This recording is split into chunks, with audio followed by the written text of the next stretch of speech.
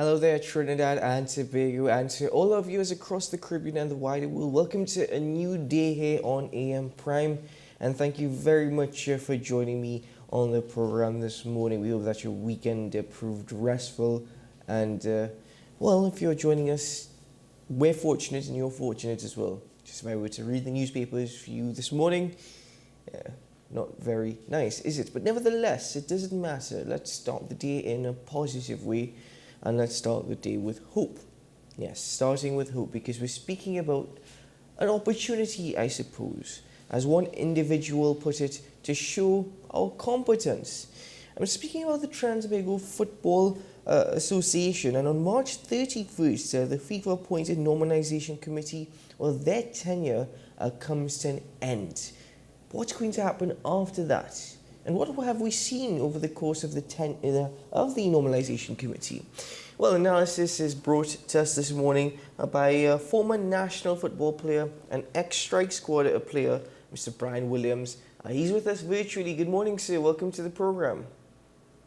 Yes, good morning to you, Peter, and good morning to the rest of Tobago, all viewers. Good thanks. Well, thank you so much, sir, for joining us. It really is a pleasure to have this conversation.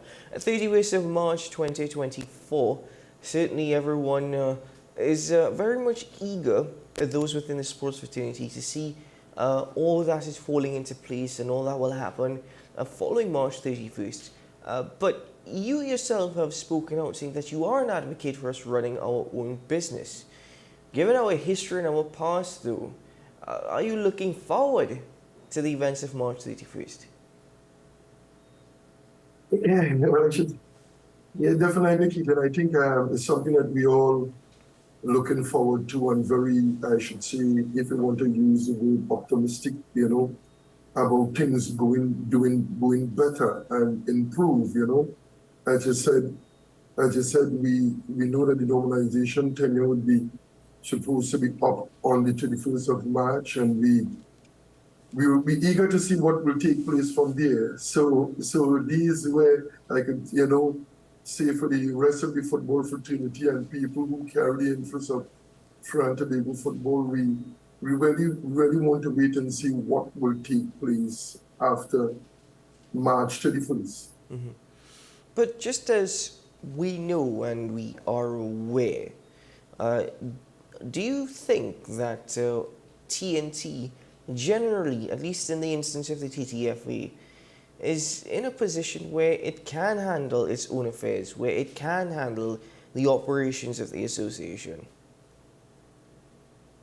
Well, it might be a little difficult for me to say, but from experience, we know we have been struggling in not certain areas, in most areas. Recently we have seen the slump or the deterioration of our football, and we have to be moved by a normalization committee, which was extended, as we all know. So in saying all of that, we looking to see what will take place. I think there are pretty competent people that I would say most likely who have the wherewithal or the understanding of what is required to run football in Trinidad and Tobago. Implementation is important here, because I think, as I said, we have knowledgeable people, and how we go about our business in terms of running football is important, because we know our country football is being measured by the performance or the progress of our national football teams, and we could only be measured from those levels. So there are so many factors to put in place to make sure that we can meet those requirements or show the level of improvement with our national team is important for us. I cannot speak totally because I don't have all the facts concerning all the wherewithal about what's taking place presently with the normalization committee and the TTFA. But we who look at the outside and from the news and the reports we receive, right? We hoping that something will take place in a more meaningful way so that our football could go forward. As I mentioned, a country football is being measured by the progress or the all what the national football teams, both men and women, could achieve on our progress. So we want to see that put in place in terms of the progress of our national teams, how well we're doing. So our young footballers or people in the football fraternity could have hope, could have some type of eager interest in functioning. So that's what this is what we are expecting and looking forward to see. Mr. Williams, if we speak about the reality of Trinidad and Tobago football, if you were to just describe that first, please, exactly what is the reality of Trinidad and Tobago football currently? Well, the reality, we are in a rebuilding stage. Number one, as I say, I always carry or being an advocate of running our own business. And we see 3 years now, we under normalization committee, which we're looking forward to run, which we're looking forward to put back in our hands as the governing body, the TTFA. And from what we have been seeing, what we saw for the last few years, that we haven't seen in terms of handling our own business any meaningful progress. And this is my main concern, I should speak, because under the normalization committee, we have been able to, let me say, honor some of our international fixtures.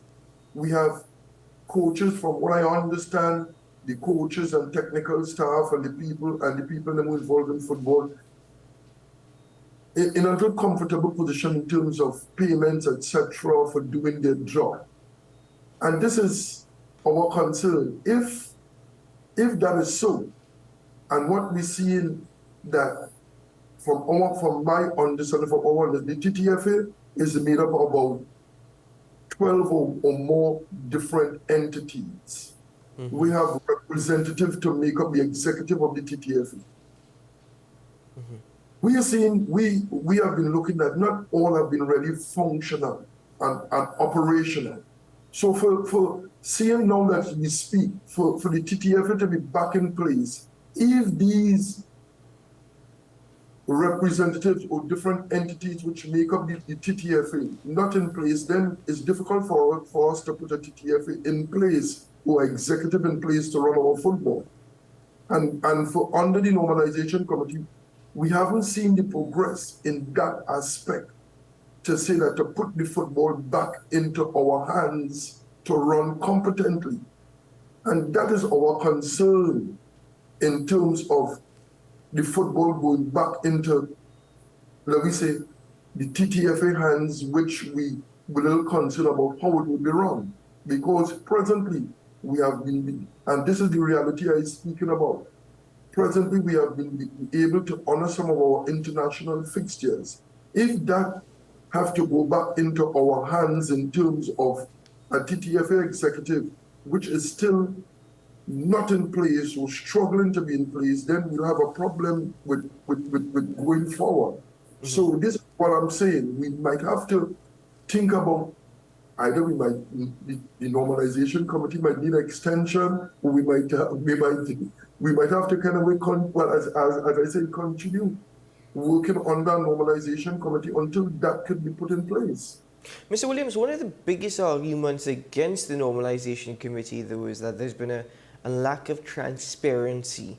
And as you said, you don't have all the facts, neither do I, simply because, well, not much information has been made privileged to the public.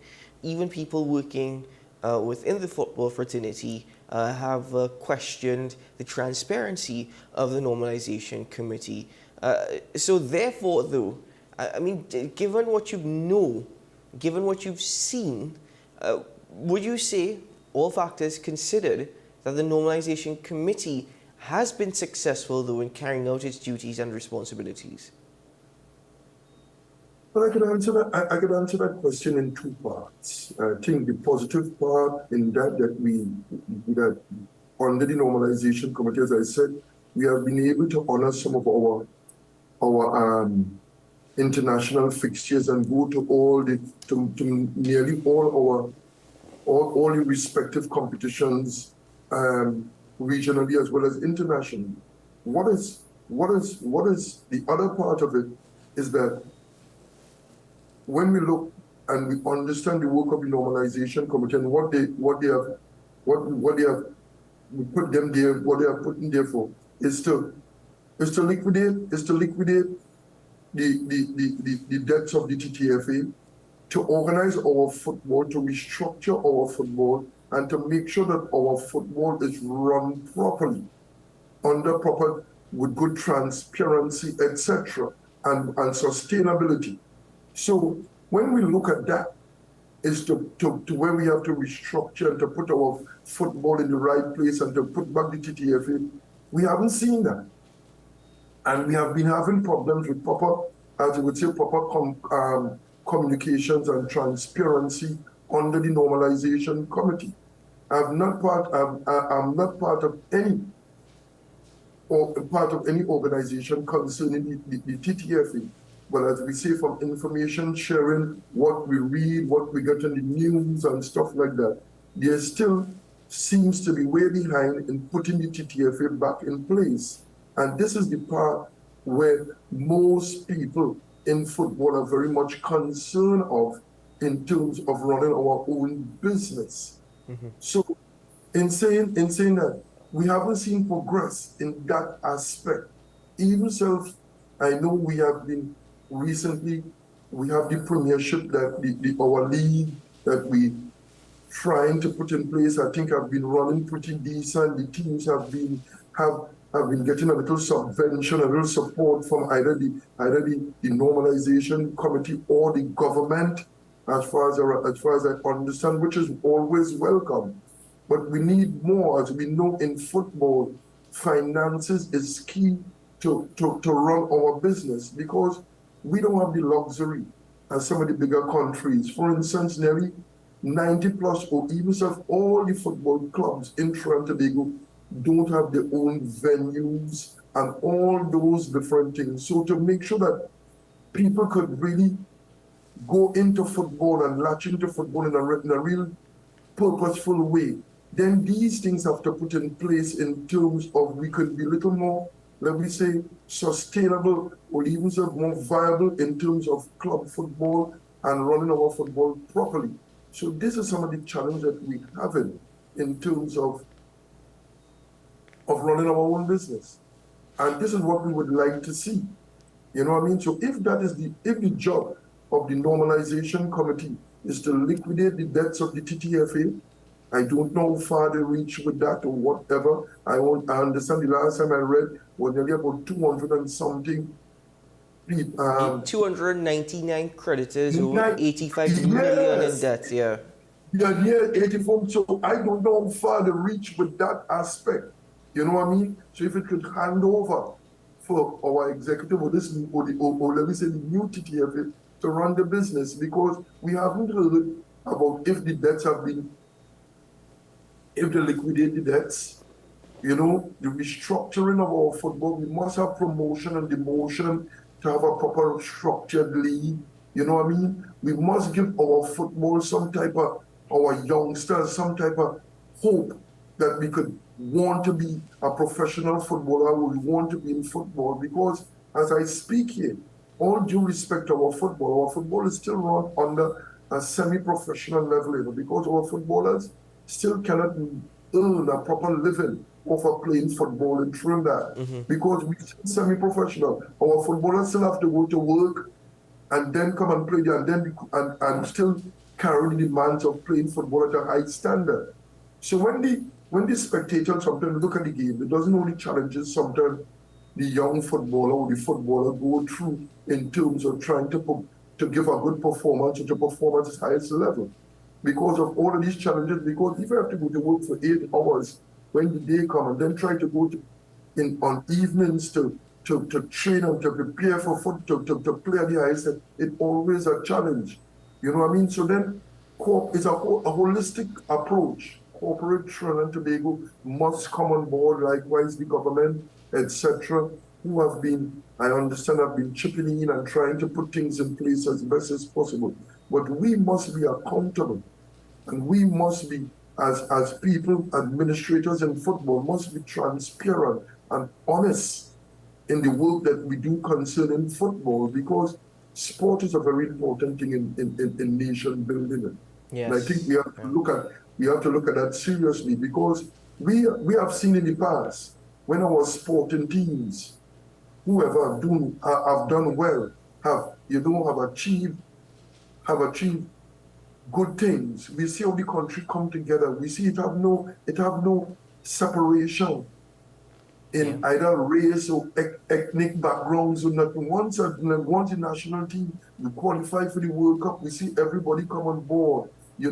We see our athletes win gold medals. We see how proud we are when we have good sporting achievement. So I think we should look at sport a little more seriously, and corporate children should invest a little more in that level of building at all levels, all sporting levels. You see, we're struggling, Well, you know. let me interject for a moment. One of the biggest calls in recent times is to extend Angus Eve's contract until December 31st, 2025. I mean, what are your thoughts and opinions on the extension of Angus Eve's contract as well beyond the Normalization Committee's tenure? Well, this is something that we have to look at here.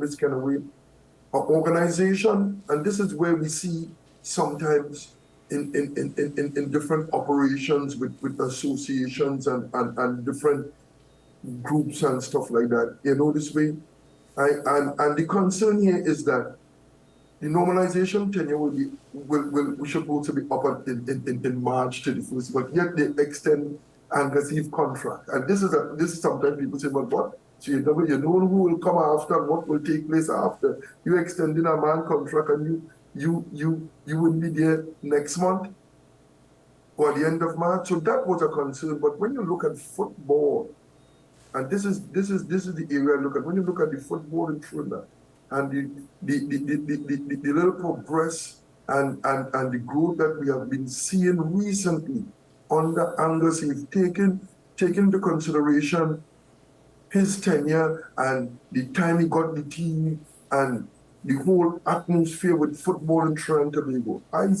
My personal view, I think Angus have done a good job, and I seen progress. We've seen little progress and little growth in our football. So looking at that from a footballing point of view, it's only fair that I think that Angus deserve an extension or a chance to continue his work.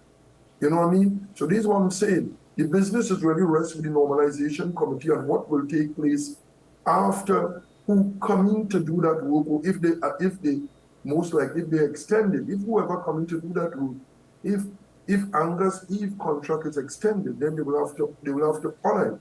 But from a public point of view, and for all of us who are looking in at football and seeing how our football was at, we seen a little progress, a little growth, a little interest in Trinidad and Tobago football presently under Angus Eve leadership. So I think it's only fair for the gentleman to get a chance to continue his work in that aspect. Taking and I'm speaking about money-wise and his contract extended by the normalization committee. That is something that we will have to look at, because if the normalization committee, as you would say, quote unquote, no longer there in March, then whoever comes will have to deal with Angus Eve and his extension of his contract until December 2025. Let me tie that back into another issue just for a moment. Tying back in the support and what is necessary, let's just say from April 1st in regard to the affairs of Trinidad football. One issue that already has been raised is FIFA's restructuring of its youth tournament. I think from next year, it's not going to be every 2 years, it's going to be every year. And that already has raised flags locally because, according to Anton Cornel, who heads he's the technical director, he's indicated that we don't necessarily have the human resources, we don't have the facilities, we don't have the money to actually say that every year we will be able to churn out players to participate in FIFA's youth tournament. Apart from that, he says, I'm not even sure if you have the players, that could actually participate every year in this youth tournament. That's one major change already that has signaled red flags. Well, yeah, Keaton, that is a serious concern, and not only for Trinidad and Tobago, for a lot of countries around the world. So then I say the membership of FIFA should look into these things seriously, because to have a World Cup every year, which let me say, I would say struggling countries like Trinidad and Tobago, with small countries like Trinidad and Tobago, we could speak about a lot of countries who will have problems in preparing every year for our World Cup at youth level, because seeing our position, and I could speak about Trinidad and Tobago, seeing our position and our financial constraints in terms of even self we look at expertise in terms of coaches and all those different things. You would have to increase your coaching staff. You will have to do a lot of things, because to honor a World Cup every other year or every year, it's a challenging thing for building nations like Trinidad and Tobago, because obviously we'll have to put out more money, you will have to get more personnels and all those different things to at least handle the affairs of the national team and its representation. So when our membership could sit, I don't think FIFA should possibly be like this total dictators in terms of what they will bring to countries, or what they're trying to do to smaller countries in that aspect.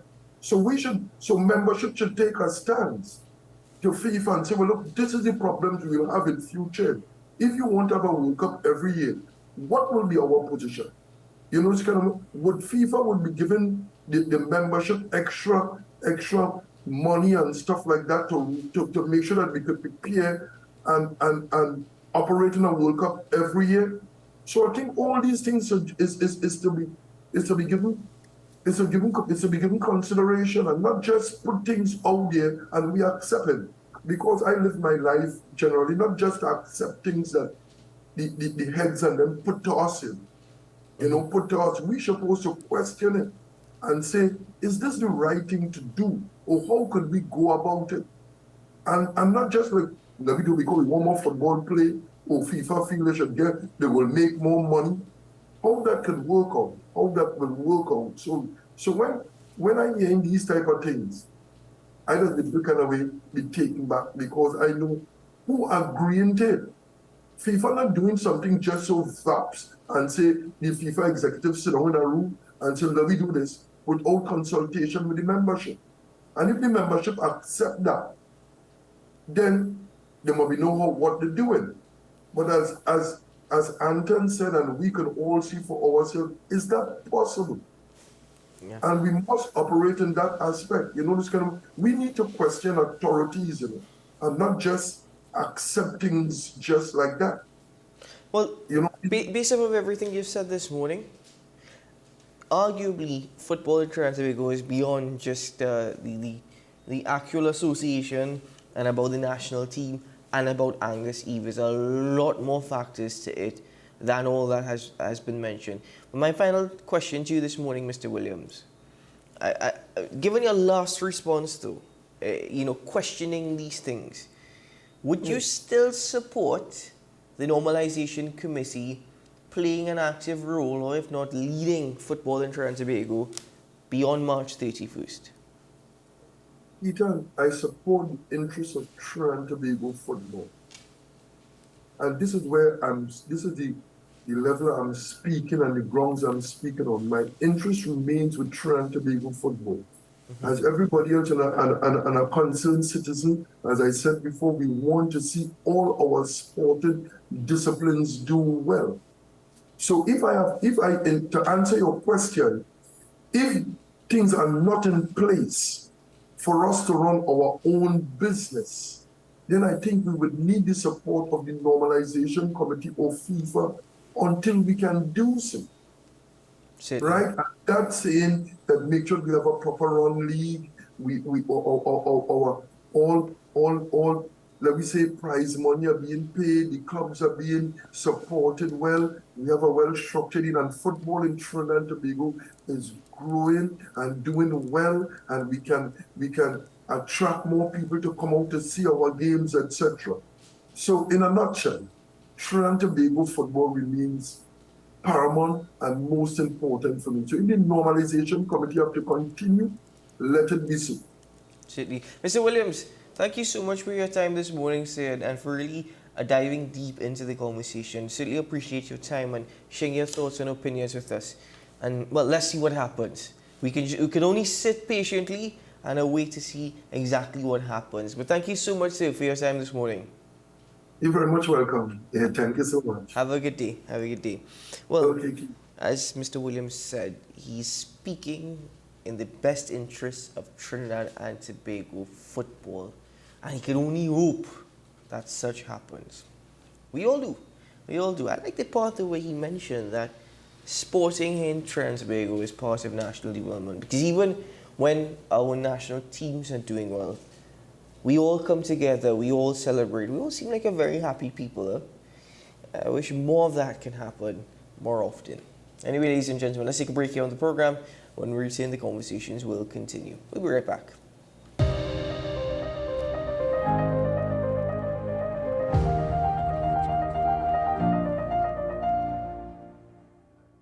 I am the whole blinking market. What was that? Hey, it's your girl Nadia Watson, and I'm gonna be performing live at QRC Fete Royale, the coronation. I'm bringing my whole blinking band, and we bringing the whole blinking market. Every time I take a drink, I feel like whining. What we say?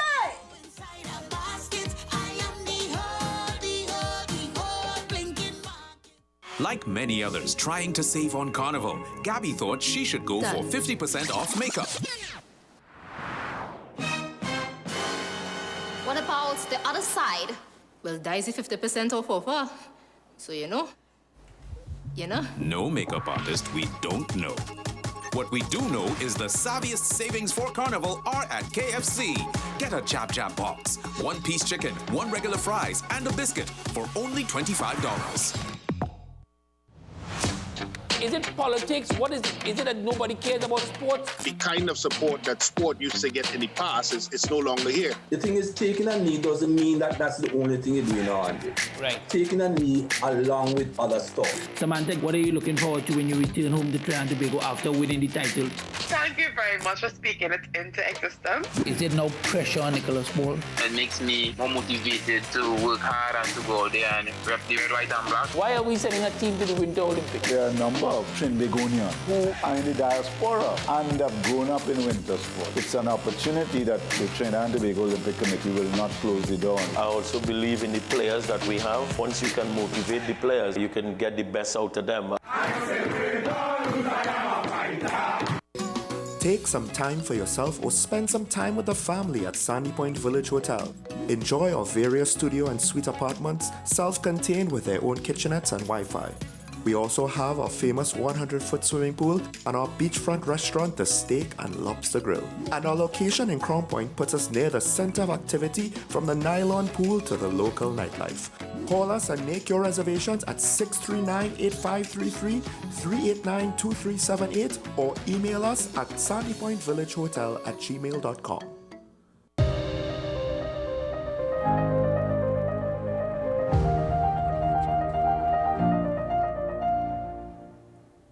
Welcome back, ladies and gentlemen, to AM Prime. Now we're getting into a conversation about personal finances because I've heard constantly, and I myself am a testament to the fact that the period between December and January always seems to be a bit of a crunch for everyone, given the fact that you have to wait a bit longer for your salaries to be paid. That gap is just extended by about a couple of weeks.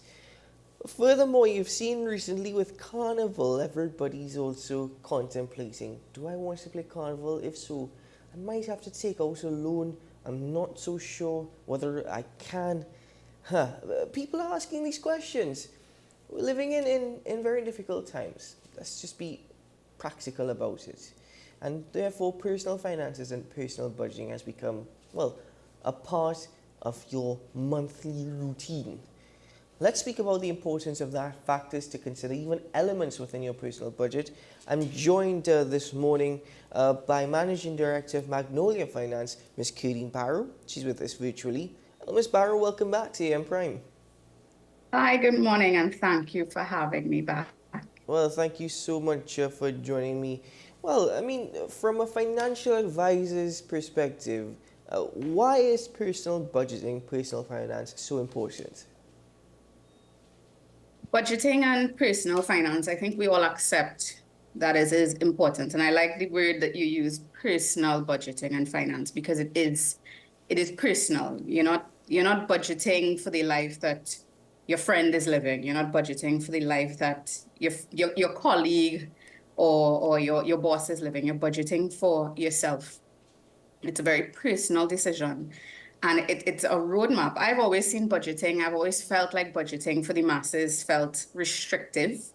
It felt like you're caging yourself in, this is what I can spend, this is what I can't spend. Budgeting to me, and I think to a lot of people, has a very negative connotation. It feels like a straitjacket, and it boxes you and you don't get to enjoy your life. But if it's used correctly, personal budgeting is supposed to be a financial roadmap or a spending plan that allows you to live the life that you want to live with the finances that you have, with the means and the money that you have. I see money as a tool to help me enjoy my life. And once you've managed your finances effectively and you budget properly, you can do that, even coming out of the like you said, the Christmas into the carnival period where you may have just spent money on gifts. You're now contemplating all the carnival fetes, all the events. Once you set up a personal budgeting system and you stick to it, and that it's not just establishing the system, but it's sticking to it and being consistent with it, these lulls, these Christmas carnival lulls, will almost become non-applicable to you. You would have had a system in place that allows you to partake in these sorts of things if that is your thing. And I think it's important to discuss the fact that, at least from what I've heard, what you said about being restrictive, I've heard people saying, what's the point of budgeting? I don't have enough money to begin with, and if I am planning for tomorrow, I'm not necessarily living for today. That's sometimes what I've heard. What are your thoughts on that? My thoughts on that are, when I was younger, as a young person, now starting to work and advance in your career, and you see your income start to increase on a monthly basis, you realize how important it is to budget, because it allows you to fully enjoy today. The disadvantage of not budgeting is, I want to enjoy my life. Tomorrow is not promised to anyone. I am making X and I want to enjoy my life. I want to live today. At least the challenge with me is that I did that. And I did not fully enjoy today, because you have this cloud looming over you. I just hung out. I just went on the avenue. I just spent this. I woke up the next morning, I'm looking at my bank account. How am I putting gas in my car? How am I paying for these commitments that I know that I have? So budgeting, as restrictive as it may seem, call it something else if you will, call it a spending plan. It allows you, in my opinion, to enjoy today in a very guilt-free manner, because you, in the back of your mind, I have systems and budgeting in place where I have allocated funds to every pocket of my life where I can fully enjoy today without worrying about, when I wake up in the morning, what is my bank account going to look like, because I would have done ABC today. It allows you to enjoy today, enjoy your life, enjoy your vacations, enjoy your family in a very guilt-free manner, because you have put structures in place where your savings goals are being achieved, your investment goals are being achieved, your retirement goals are being achieved, your bills are being covered. So whatever is left, that's yours. You can fully enjoy today with that in mind. I suppose it also helps you plan for emergencies. But does it also, help address spending habits? Does it help you to reduce that behavior? Of course, because one of the starting points, if you don't already have a spending plan or a budget, one of the starting points I would say would be to sit and assess what your financial goals are. And if you haven't started thinking of your financial goals, now would be an excellent time to do that. The new year is always a time where we sit and we put things into perspective, so you don't end up next year, January, in the same predicament of how do I afford these fets? You put your finances into context. What do I want to accomplish for the next year financially, the next 5 years? Do I have a wedding coming up? Do I have a child's graduation coming up? Do I have a vacation that I want to take? You put those sorts of things into context and you put numbers to them. And then the second stage of creating your spending plan or a budget would be to see where you are at currently. What are my current spending habits? And as daunting as that may sound, that is going to take you on average a couple of hours to do. If you dedicate a couple of hours one day for the week to assess, let me look at my bank statements for last year, or let me look at my bank statements for November, December. This is what I've spent on. And you sit and you just jot these numbers down, whether it's in a spreadsheet. There's so many budgeting apps now that are extremely helpful. Some are free, some are paid, but it takes the arithmetic out of it for you. You simply get into your head and into your past records, and you know, this is what I spend on rent, this is what I spend on food, this is what I spend on. These are the categories of things that I spend on in my life. And I'm going to add a 10% of that for things that just randomly happen to me. I just go to the grocery and I pick up a random thing, or my car needs fixing. You put in a 10 to 15% for that. So you're now forced to put your eyes on, what have I been spending on within the last period of my year, or within the last couple of months of my year? Having that oversight, at least for me, initially is scary, because when you sit and you look at, oh my gosh, I've spent so much money on dining out. I've spent so much money on clothing. I've spent so much money on just hanging out. I've spent so much money on things that were unexpected. Those things can derail your budget. So it's very important to, first, I would say, ascertain what your financial goals are for, at least, if you can't do the next 5 years, start with the next 6 months or the next year. This is what I want my savings account to look like. This is what I want my checking account to look like. And this is what I have been spending on, and I put them into certain categories and buckets. And then the third stage would be, now, how much of my take-home salary or my income do I want to now allocate to my bills? I'm going to put 60% of my salary to my bills. I'm going to try and save 10% of what I earn. Retirement savings, Kitan, is a big thing that I think a lot of us overlook. We have it in the back of the mind. When I reach 65, I get my NIS. So, we don't even know what's going on with that. We don't know what the future of that looks like, right? So it's very important, apart from your short-term savings and investment. And other people, we really need to start investing. I think I see that National Investment Fund scheme is kicking off this week, I believe. We really do need to start investing and allocating a portion of our salaries to investing, and allocate maybe a 10% of our salary to our retirement goals. I think once you've hit those markers, 50% I need to spend on my bills, 10% I need to invest, 10% I need to save. For me, my approach, anything after that is fun money for me. I can do whatever I want with this money. I can lime, I could hang out, I could buy my Carnival Fed tickets. That's the money that I could allocate to do whatever I want to do. And in that way, your budget or your spending plan, it takes away a bit of the restrictiveness that a lot of people feel comes along with budgeting. Are there different types of personal budgets? Are there different ways that one could budget?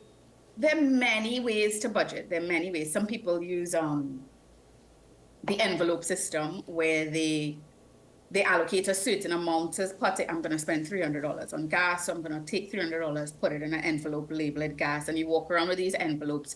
And once you're finished spending from that envelope, that's it. That works for a lot of persons. There are other ways to budget as well, where you sit down with your Excel spreadsheet and you track what you spend and what is left. And if you didn't spend in a particular category, you can now transfer it to another. There's so many approaches to budgeting, but there's certainly not a one size fits all. You do need to find a methodology that works for you. And I try to keep my budgeting simple because it's already a daunting task, right? So I Yes. try to keep it simple. I'm an accountant by profession, and I see numbers all day. So the last thing I want to do is sit and look at my own personal numbers every day to see if I spend too much money on Starbucks. I think if you're now starting off with budgeting, keep it simple. Okay, so sorry, let me interrupt you there. Let's actually delve into that just a bit deeper. What are some of the do's, some of the things, in your opinion, that one really has to do or should do when starting or planning their own personal budget? What you should do, the first two steps that I would have outlined, what you should do is take a grip of where do you want to be. Yeah. If you find yourself in a situation right now, like I think many people may be in, maybe last week, it's the 15th of the month. I would have gotten paid early in December. My groceries have run out. My bank account is down to 0, but I have 3 fets I want to hit this week. If that's where you want to avoid being or feeling, because a lot of money matters and budget matters are they tug at your heartstrings, whether we admit it or not. It messes with you psychologically. It's a very emotional feeling and attachment we have to money and spending sometimes. So that feeling you have right now, oh gosh, boy, I'm not getting paid until the next 5-6 days. I want to go this fat this weekend. CIC was last weekend. My groceries running out because I got paid since the 15th of December. If that's a feeling you want to avoid in 2025, those are some of the things that you need to sit and assess. Where do I want to be financially at the end of this year? How much do I want to see in my savings account? Maybe I want to add on an addition to my home. Maybe I want to move out into my own home.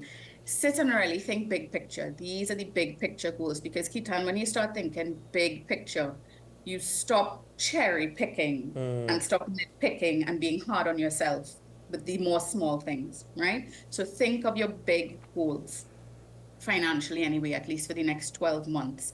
And then the second thing you want to do, pull those bank statements. Devote 2 hours of your time, because this is important stuff. Pull your bank statements or pull your records or sit and jog your memory up.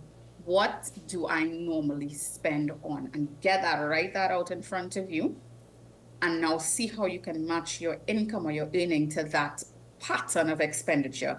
And then over the course of the next 2-3 months, see how best you can modify. If you acknowledge by writing this down, oh gosh, I really spend too much on dining out, or I really overdid it with the fets this year, or I really overdid it with the gift buying in December.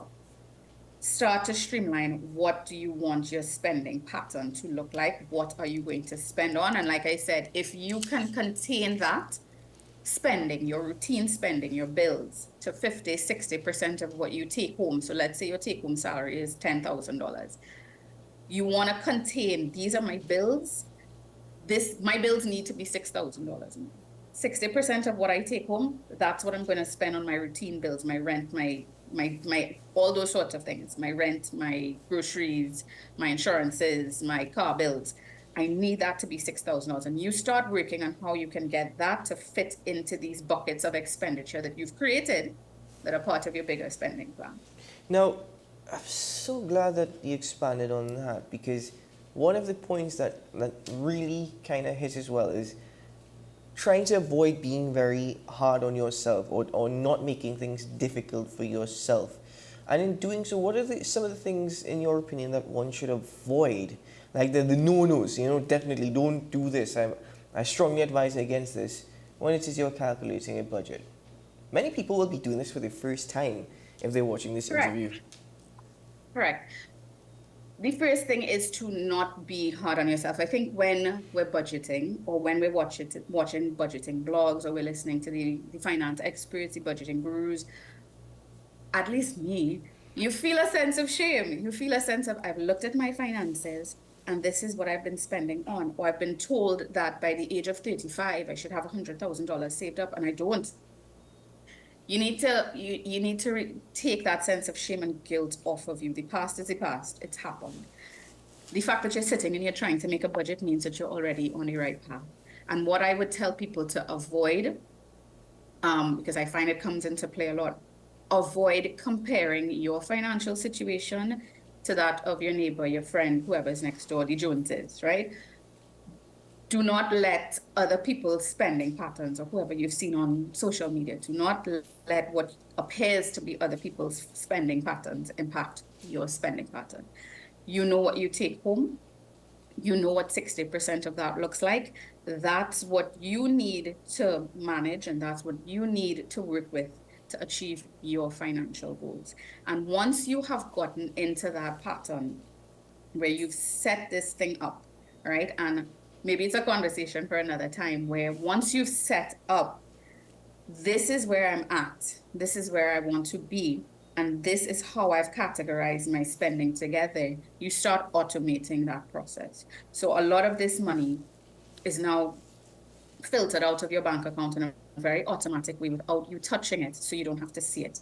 That starts to alleviate some of the guilt, some of the shame, some of the manual intervention, because your savings, your bills, your spending, it's starting, you've started to automate it, so it becomes like clockwork, and you've stopped comparing yourself to others. Because I have friends who have implemented similar budgeting systems, and it's working for them, and they know mentally how much they can spend on certain things. They know what's important to them. So when they go to hang out and people say, oh gosh, it's just 2 drinks, it's just $300. And they go, no, I'm sorry, that's just not in my plan for this month. Some persons in a scenario like that, or an environment like that, will feel ashamed that I can't spend the $200 on drinks. Or your peers will make you feel like, oh gosh, so strict you're out your budgeting that you can't spend on this right now. It's very important to take those comparables out of the equation and focus on your personal finances and what works for you. That perhaps is the best advice that I've heard in a long time, at least when it comes to finances and personal budgeting. And the reason being, Miss Barrow, is simply because people tend to do that. You see, where you have to compare yourself to everyone else, and it really restricts your thinking, or it restricts your planning for yourself. So I'm so happy that you really said that, and you dive deeper into that. Finally, as we're coming to the end of this conversation, are there budgeting tools that one can utilize or should utilize? There are several. You can use, if you're now starting out and you're somewhat Excel proficient, you can use Excel. Just Google. There are many Excel personal budget planners where you can sit and manually enter your information so that it kind of spits out a budget for you. There are many budgeting apps. The one that I use, but it's not a free app, and I know cost is a factor, but it does have a free trial, so I would suggest people play around with it just to get familiar with how it works. It's an app called You Need a Budget. Mm-hmm. It's an app that was actually recommended by one of the books that I read on financing and budgeting. It's an app called You Need a Budget. It's an American-based app, so it's not completely aligned with Trinidad, but the principle remains the same, right? Where you enter all your information and you track your spending. So as you spend something, it's very easy on your phone to now punch that in, and it actually flags you. You're kind of over your bucket in this one. Do you want to move funding from what you've allocated for insurance expense or gas expense? You want to move something from there to here? It actually is a really, really useful tool. But in the event that you're not tech savvy or you don't want to spend on an app, an Excel spreadsheet is always a very easy, basic way to start off your budgeting journey.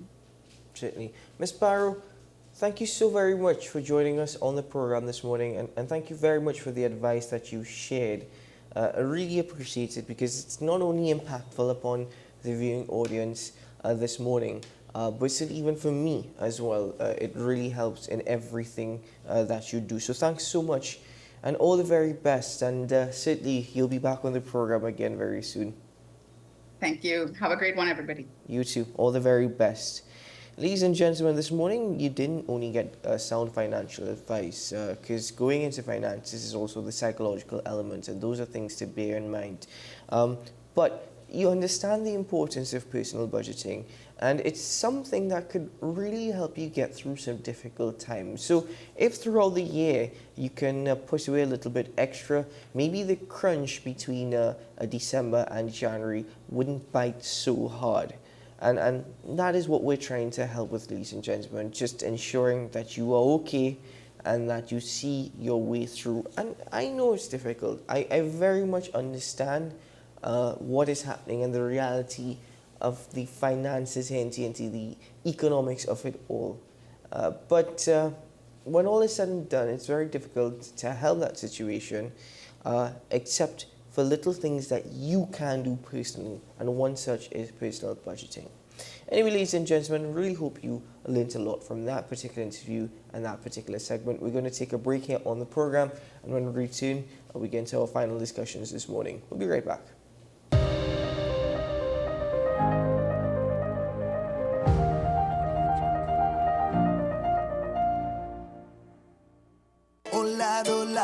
I'm spending the money. Down the road on Saturday, January 27th at Fête Royale, the coronation, QRC grounds. Raymond and the entire team, dealing it down. We're coming to bring the love to you. QRC Fête Royale, Saturday, January 27th. We come in, no kind of stress and no more drama in the all-inclusive. I want to see you there, man. All the biggest stars. We're going to be at Fête Royale, the coronation, QRC grounds. Mwah. See you there. Happy Carnival, guys.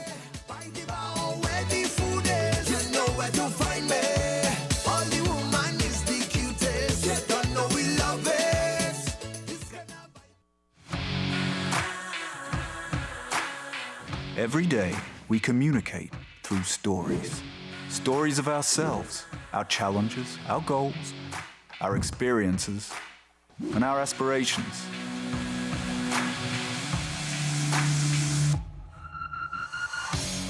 Storytelling is an art that we have mastered. WESN Film Studios comprises a collaborative team of experts with extensive industry experience locally, regionally, and internationally.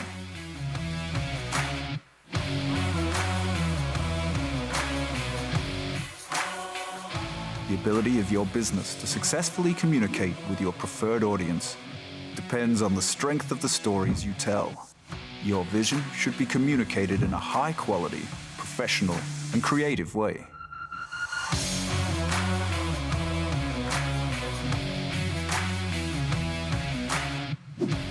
From concept to post-production, advertising to film, multi-camera productions, live events, streaming, and virtual conferencing, we are WESN Film Studio.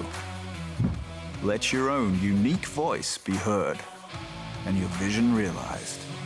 Call us today at 628-5835 for your next production.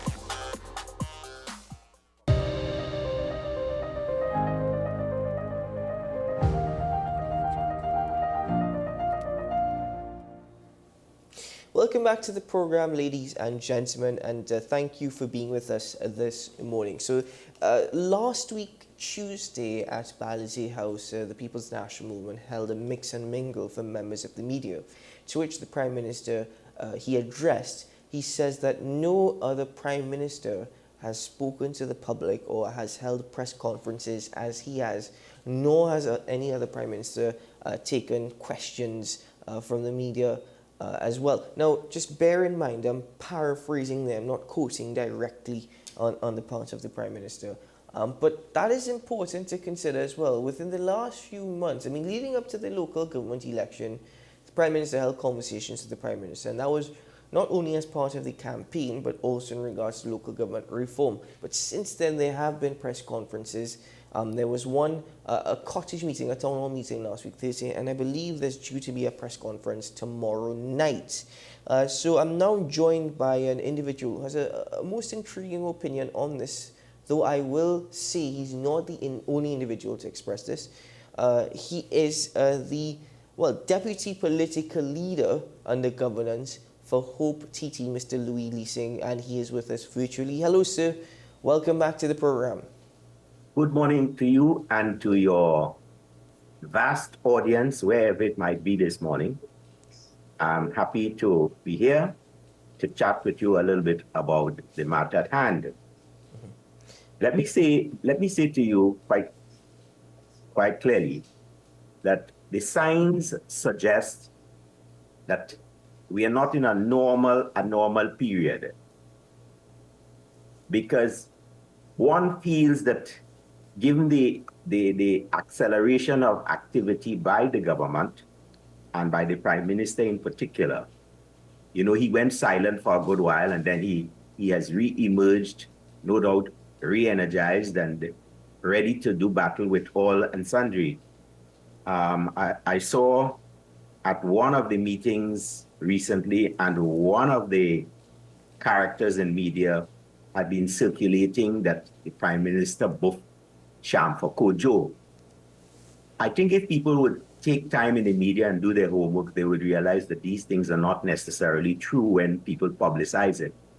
I am not an apologist for Dr. Rowley and his party, but I think facts and balance are critical elements in the media if we are to chart the kind of course that will allow us to avoid fake news. And that it was fake news. Mm-hmm. As I understand it, Dr. Rowley was speaking to one of his supporters, and not, in fact, Shamfa Kojo, who is alleged to have been the person he buffed, was really in Jamaica at the time. That's my information.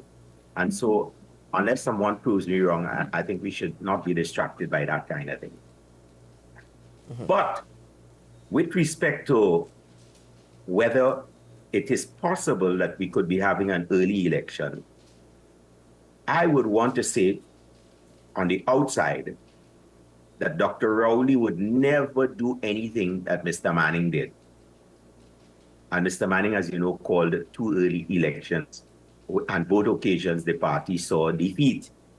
I think he would not likely go that way.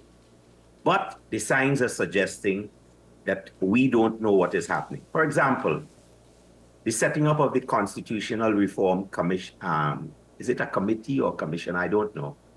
I believe it's a committee. It's a committee. So therefore, it doesn't carry too much weight. And I mean, we have a lot of good minds on the committee. I don't know if Dr. Farrell has had a change of heart and believes that on this occasion, things might work and things might change. I have no such expectations, because the way the thing has been assembled, it has been assembled to ensure that the PNM, unless ousted in a 33-3 wipeout or we reduce to 12 seats again, and it is possible, that the government has no reason to want to change the Constitution or how it works, because anybody who asks for constitutional change now must know that we, the people, will demand that the president be an elected person. We can't have a president coming straight off the Senate chair, the Senate president's chair, who is an active politician and who goes straight into office and whatever is the wishes of the Prime Minister seems to be happening. The Prime Minister falls out with the Integrity Commission, and boom, we have a re-engineered Integrity Commission. And the list goes on. But more than that, you're correct in assessing that it is possible that we could be preparing for an election. And when you say early one, I think it would be a very early one. He would perhaps give them the bare minimum of time, and that is the only way the Prime Minister would ever extend the term. It would give him a chance to win. It would give him a chance to hand over power, and whoever comes in would have 5 years to sort out the stories in the Republic. I think the Prime Minister, like his government, must know that they are very unpopular at this time.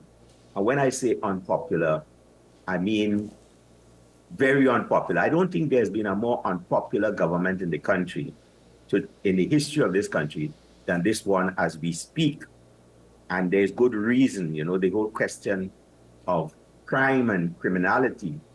And you hear all these stories, and the stories are sometimes coming from sources on the inside, which tells you that all is not well. And so... But if this government is unpopular and led by the Prime Minister, do you suppose that Dr. Keith Rowley will fight a next election? I mean, in 2020, he said that he will see out these 5 terms and that he would not contest the next election. He then ran for political leader of the People's National Movement, to which he won convincingly. And he made good reason. He says, I can't be Prime Minister sitting in Parliament while not being the political leader of my party. You really think that he will contest a general election, whether it be this year or next year? He will. He will. Let me put it this way. Dr. Rowley is by heart a very competitive person. Bear in mind, he had the audacity to claim that Mr. Manning, who did a far better job than he would ever have been able to do as the Prime Minister of the country, would be court-martialed. You may be a little too young to remember that. But he talked about court-martialing Mr. Manning, his political leader at the time. And it is not surprising to me that he has surrounded himself by people who demand very little of him, and therefore allows him to make the kind of unforced errors time and again. If he had sharp minds around him, they would be not only sharp, but bright minds, not only bright, but brave minds, who would say to him, look, Dr. Rowley, I think you're in here. Or write him a little note. I don't think this is in the best interest of the party or the country, and so on and so forth. He would not be making as many errors as he does time and time again. He wouldn't buff people at meetings like that, and so on and so forth. And these are just the small parts. I'm not getting into, you know, why Robert Lehunt was out of the cabinet and things like that. And Robert Lehunt was one of the better people in the cabinet that we have seen thus far. Mm-hmm.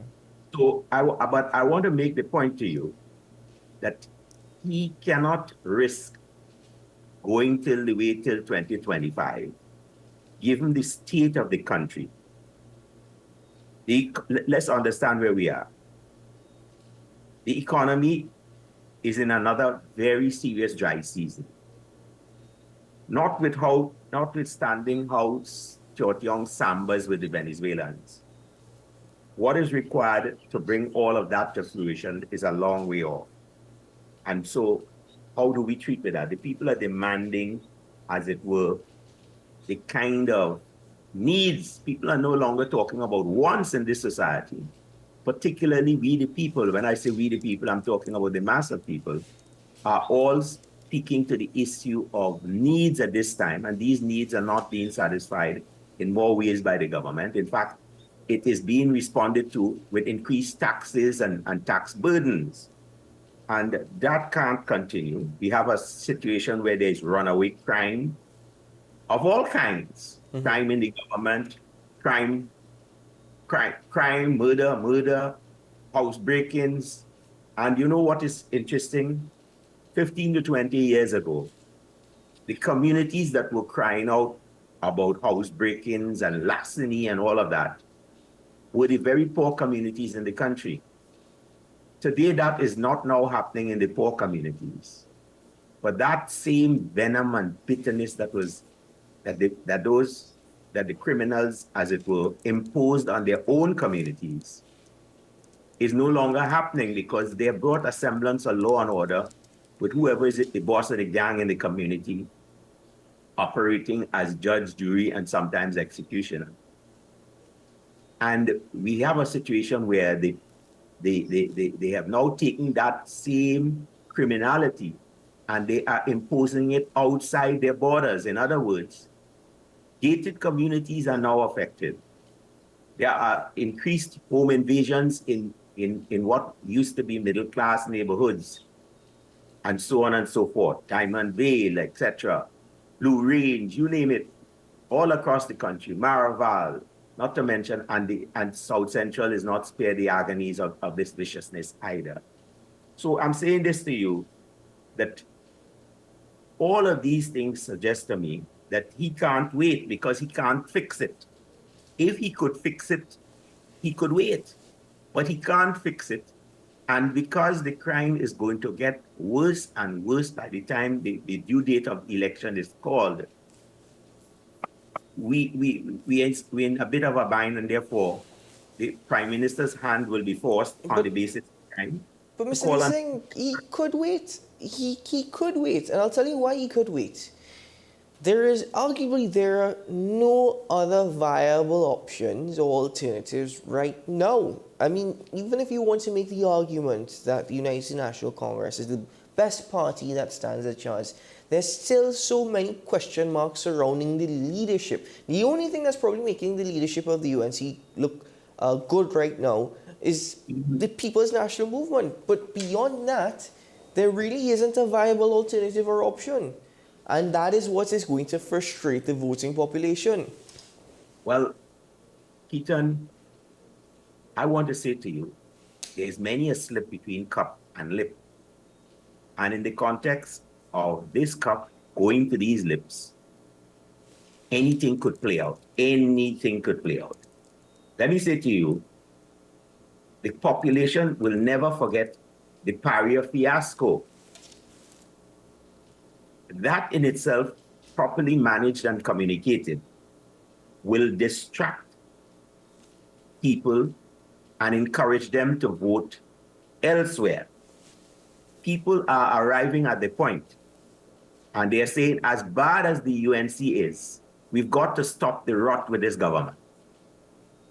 People must come to recognize that they could, and they know it, especially the people in the PNM strongholds, that they have always managed Mrs. Prasad Bisesa. They have not been able to manage Dr. Rowley, and that I give them that. For some strange reason, they have not, as it were, forced his hand.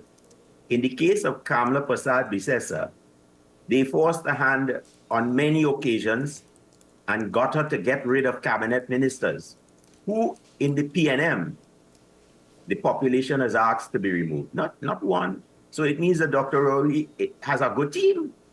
And therefore, on all indications, he's doing a good job. But that is not the evidence before us. But you did say to me that you wanted to talk a little bit about what are the signs for another election. I want to say to you, I tell you the crime will not be abated. And I'm saying further that if you look at all the paving that is going on all over the country, all the tenders that are going out for construction projects of one kind or another, and all of this is happening as people are beginning to accept that you can't really argue with the property tax. The property tax, you have to pay it. How you pay it and to what extent it pauperizes much more of the country is perhaps the bigger issue. And to the extent that that pauperization that people are going to be feeling between now and if he waits until 2025 is where the challenge is for him and for the voter.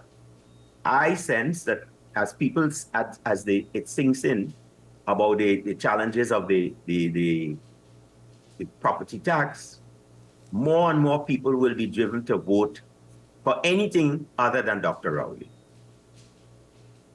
Now, moving on to that viable option then.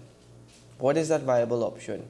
And I know you might want to say hope, but we don't have to get into that this morning because that's going to turn into a heavy debate. Well, and I would prepare to come and chat with you anytime about hopes, policy positions, which in more ways than one will bring the kind of result that the population is seeking. Now, starting anything new and starting it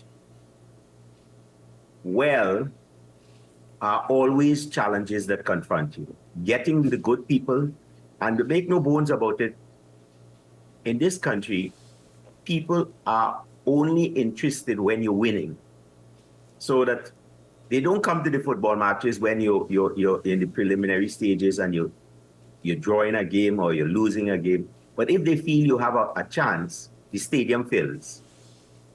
Mm-hmm. And in like manner, they don't play mass in a band where the costumes are nice and the prices are good. They play mass in a band that is popular. So in other words, the band is winning. Not necessarily winning band of the year, but winning in terms of giving the feel-good experience. People want feel-good experiences in Trinidad. And so it is always a difficult assignment to assemble a winning party in the context of Trinidad and Tobago or any part of the world.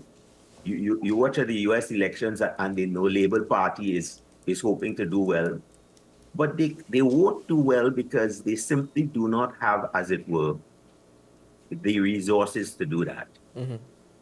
And so resources becomes everything in the context of politics.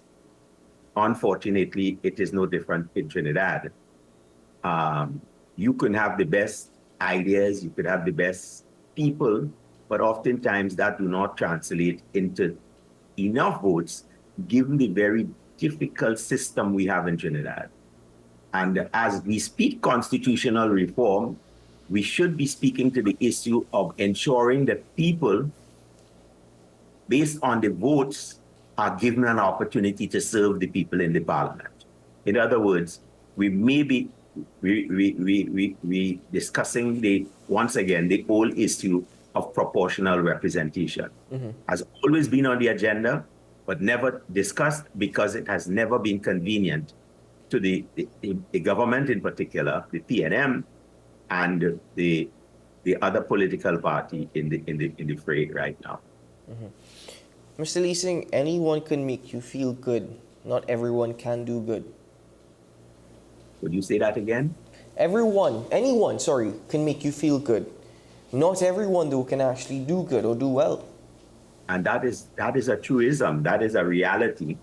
When you think about this nation not being able to find a police commissioner, and I know people speak about Gary Griffith as being the best police commissioner. Gary Griffith was the best theater man we've had for a long time.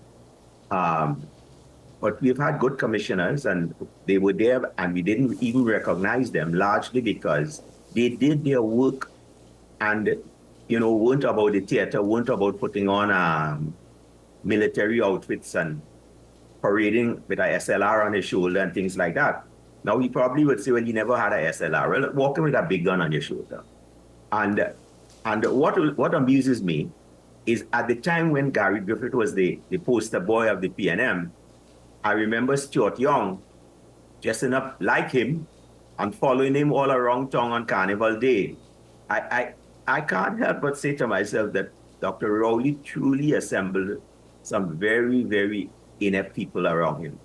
And therefore, it is not surprising to me that the crime is now run away that nobody seems to be in charge of crime now. And certainly someone must have put a muzzle on Fitzgerald Hines, because you don't hear him speaking in ratty rain a lot these days. I feel it for him, because he should have done better, having, as it were, like the soldiers and the police who have gone bad and gone rogue. He came from the village. And when you come from the village, you have to be better grounded than Fitzgerald Hines has demonstrated. Put it this way, Mr. Leasing, I don't feel sorry for him at all. I feel sorry for the people of Trinidad and Tobago more than anything else. And the reason why I don't feel sorry for him is because even if he truly was struggling in terms of resources, in terms of allocations, whatever the case may be, or even implementation of policy, understand that even his communication or his inspiration to the people could have been a lot better. And he's doing a terrible job at that as well. So I don't feel sorry for him. But let me ask you, you spoke a lot about Mr. Manning this morning, and you were comparing Mr. Manning to Dr. Rowley. But tell me, have you seen or do you see any good leaders currently, or good leadership in Trinidad and Tobago? Yeah, Trinidad and Tobago is blessed with a lot of good leaders, but they don't come forward. And they don't come forward because the politics is a very cruel exercise in Trinidad and Tobago. The people who can truly impact the society and move it from one place to another are either away from the country or have chosen to remain silent and look inwardly. There are many, many good leaders. One person I wished with the Archbishop of Port of Spain today was Father Harvey. The Catholic Church perhaps would have had a much more powerful voice in the challenges that confront the Republic. I miss Sat Maharaj. When Sat were here, whether it made sense or not, he was there and representing a big chunk of the society. And that is looking at it only from that perspective. What is the Law Association? I don't know who is the president of the Law Association these days. What is the Law Association's role in all that is going on in Trinidad and Tobago? And in like manner, some of the chambers are not blessed with the best talent. The business community is not saying that much. So all the people who can influence the society. What about all the NGOs? What is the role of the PTA? What are they saying about what is going on in the country today? All these people are silent. In fact, Alberto the Calypsonian has a calypso where he says, where have all the good people gone? I want to ask that question this morning. Where are all the good people in Trinidad and Tobago who need to stand up and speak out and to ask and force the government and the parliament to take corrective action on a range of things? Well, I wish I could answer that question for you, but I'm certainly not sure myself. Well, thankfully, we have young clerks like yourself and Sean Small who have taken up the battle, and with all the limitations that you people experience, you continue to do a good job, and you must be commended for it. Well, thank you very much for that, Mr. Leasing.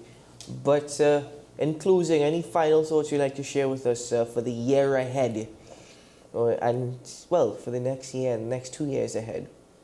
Well, you see, I started to make the point, but somehow I went off rail, and that happens as you begin to grow older. I was making the point that 15 to 20 years ago, the people in the dispossessed communities, say like East Port of Spain, St. Paul Street, all these places, the criminals in the very community were imposing hardships on them. And many people closed up their homes and left the community.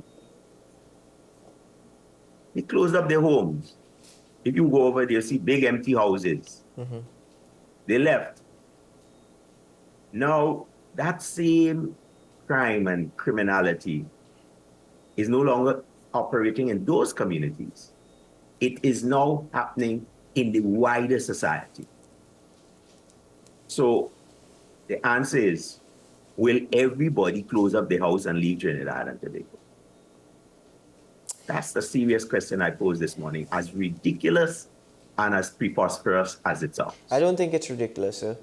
I honestly don't think ridiculous. Coming from a young individual who has spoken to I've had many friends and many colleagues who have expressed so much frustration, hurt and anger that they saw to and probably are still seeking to leave. And I will admit on this platform that I absolutely love my job, I love what I do, and I love Trinidad and Tobago. I'd like to make it better, but I myself at times find myself at that point where I wonder if it just makes sense to pack up and leave. But we're fighting and we're trying, and hopefully that fight is not in vain, Mr. Leasing, as I thank you very much for joining me on the program this morning, and thank you for your time and sharing your thoughts and opinions with us. Ethan, it's a pleasure being with you this morning. Certainly. All the very best to you, sir. Well, ladies and gentlemen, there you have it. Strategies or genuine on the part of the Prime Minister. I mean, I think it's genuine. I think it's good that he's having these conversations.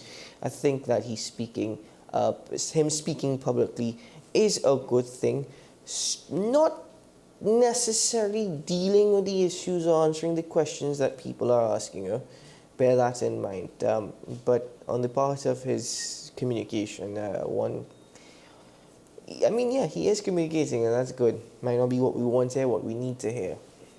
But anyway, ladies and gentlemen, thank you very much for joining me on the program this morning. I'm Keaton Shaw, wishing you a grand day ahead and a great week. May it be a productive one, may it be a safe one, and may we all live to see another weekend here in sweet TNT.